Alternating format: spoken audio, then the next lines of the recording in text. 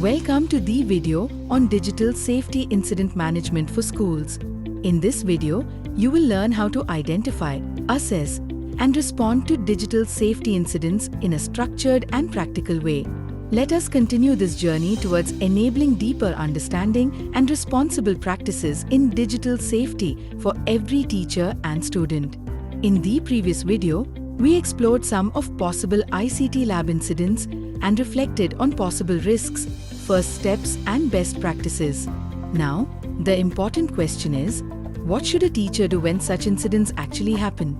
In this video, we will focus on responding to digital safety incidents using clear and practical standard operating procedures or SOPs that every teacher can follow confidently. In this video, we will focus on three key things. First, how to identify common digital safety risks in the ICT lab. Second, how to respond quickly using a simple 5-step process. And third, how to create a safe learning environment through active supervision and support. Let's reiterate why digital safety matters. Students use the internet every day for learning. But this also exposes them to real risks like age-inappropriate content, cyberbullying, and downloading unsafe files. That's why digital safety is important, so we can protect students from harm, respond effectively when issues arise, and support them in using technology safely. And in this, teachers are the first line of defense in keeping students safe. Let's take a look at a conversation between two teachers who have recently gone through the videos and readings on cybersecurity and digital citizenship. Hey, Meena, my class is going to the ICT lab today. Oh nice. Did you see the earlier module Safe ICT lab usage? Yes, I learned that teachers must actively supervise students. I remember that active supervision can prevent any kind of digital incident. Yes, and keep reminding students about digital safety. Ma'am, something strange appeared on my screen. This could be a digital safety incident. Let's take action. Yes, we have detailed SOPs to handle digital safety incidents of different severity levels.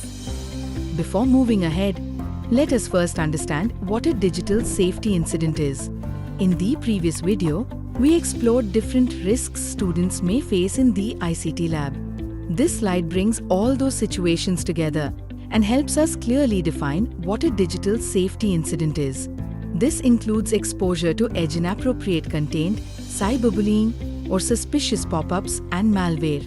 This also includes students sharing personal information, facing online harassment, or receiving inappropriate messages or media. Now let us explore Severity Assessment Framework, which will help us quickly assess the severity of any digital incidents and decide the right response. Let's start with low-risk situations.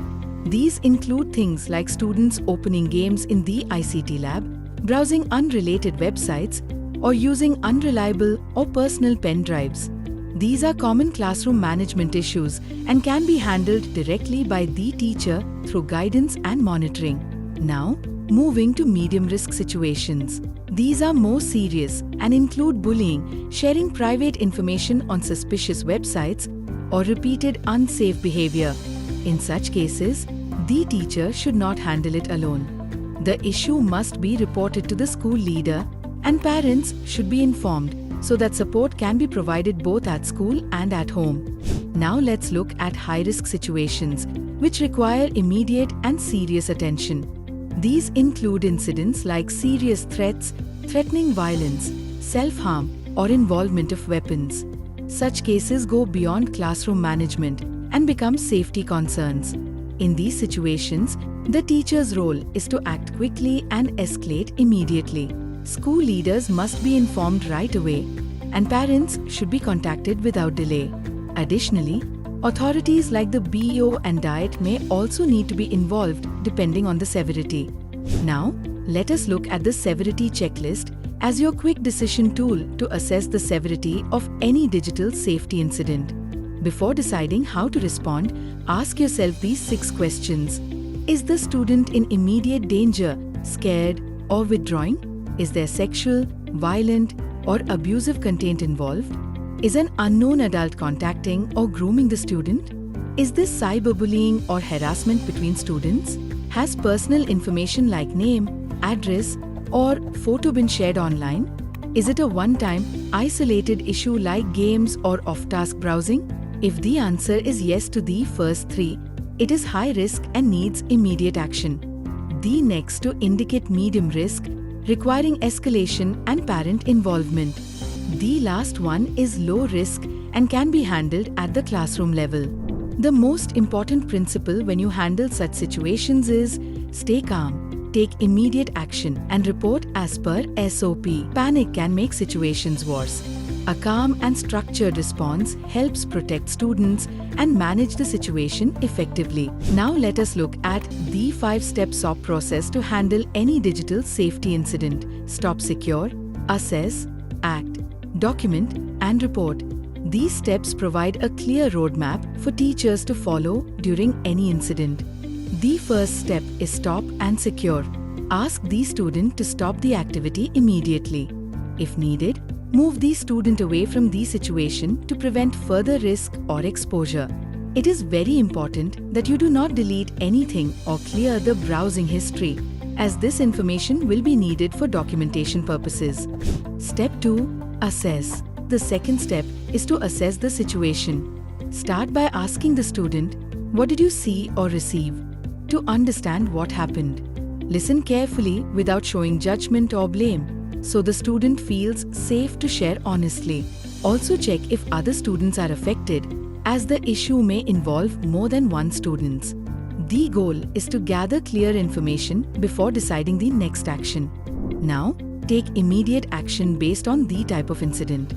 For age-inappropriate content, close the screen immediately and reassure the student.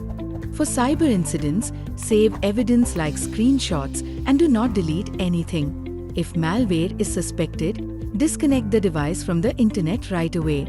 The focus is to act quickly while preserving evidence and ensuring safety. For cases where personal information is shared, immediately alert the student to stop and ensure it is not shared further. In situations of harassment, separate the students involved and calmly de-escalate the situation. The goal is to prevent further harm and stabilize the situation quickly before moving to the next steps. The next step is to document the incident. Write down key details like the date, time, and student's name.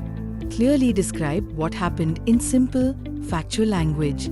Make sure to note any screenshots or evidence collected and record everything using the school's incident report form.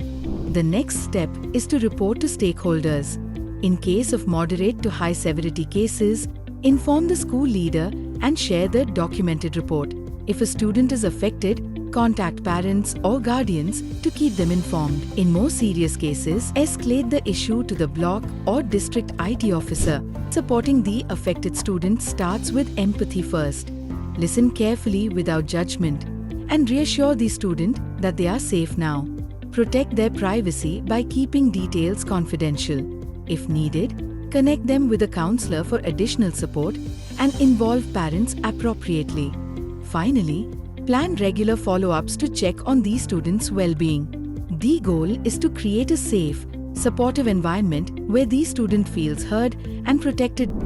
Now that we understand how to help a student who is affected, remember that every student in a situation may be different. Your response should depend on who the student is and their role in the situation. An incident may involve a student who is hurt and needs care, a student who is unaware and needs guidance, a student who is mischievous, or a student who is repeating behavior. Understanding this difference will help you respond in a way that is fair, appropriate, and effective.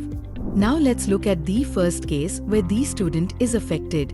In this example, Sunita has been cyberbullied and is feeling scared and withdrawn. Here, emotional safety comes first. As a teacher, you should reassure her that she is safe, protect her privacy, and avoid sharing details unnecessarily and continue to monitor her well-being over time. The focus is to ensure the student feels supported, secure, and heard. Now let's look at the second case of an unaware student. In this example, Rohan shared his school name online without understanding the risk. The key here is not to blame the student.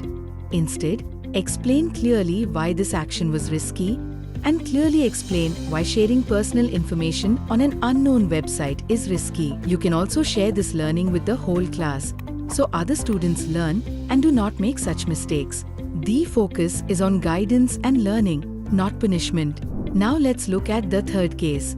A repeat offender whose actions are deliberate but low harm. In this example, a student keeps opening gaming websites in the ICT lab, even though they know it's not allowed. The key here is to address the impact of the behavior, not just the intention. Apply fair and consistent consequences and encourage the student to take responsibility, apologize, or repair the situation. Make sure to also document the incident so there is a record if the behavior continues.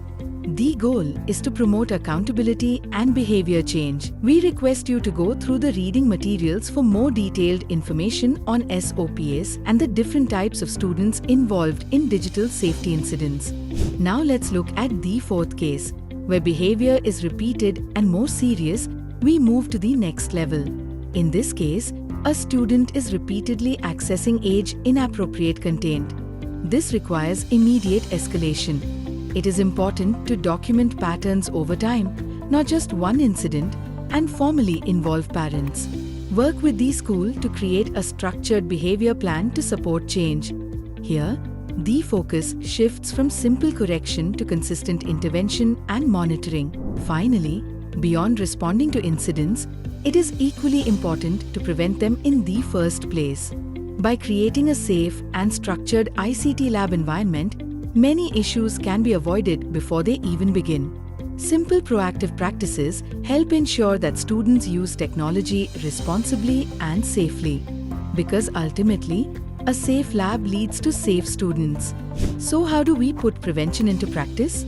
Start with active supervision during ICT lab sessions.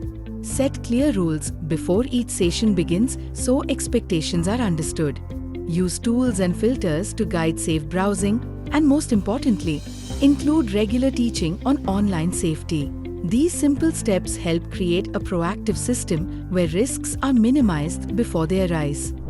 Before we wrap up, here's a quick reference of key do's and don'ts to keep in mind during any digital incident.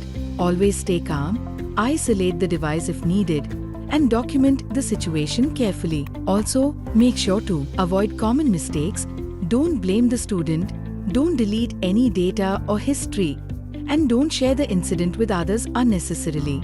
These simple guidelines help ensure that your response is safe, responsible, and student-centered. As we conclude, remember, you are now equipped to handle digital safety incidents confidently. Keep the 5 steps in mind. Stop, assess, act, document, and report. Your role is powerful. Every teacher can protect every student. Going forward, continue to practice these steps, use the tools provided, and stay alert. Because a prepared teacher makes a safe learning environment possible. Thank you for your time and participation. In the next video, we will look at case-based applications of this learning, where you will apply these steps to real classroom scenarios. We also encourage you to go through the reading material shared for a deeper understanding of digital safety practices. Looking forward to continuing this learning journey with you.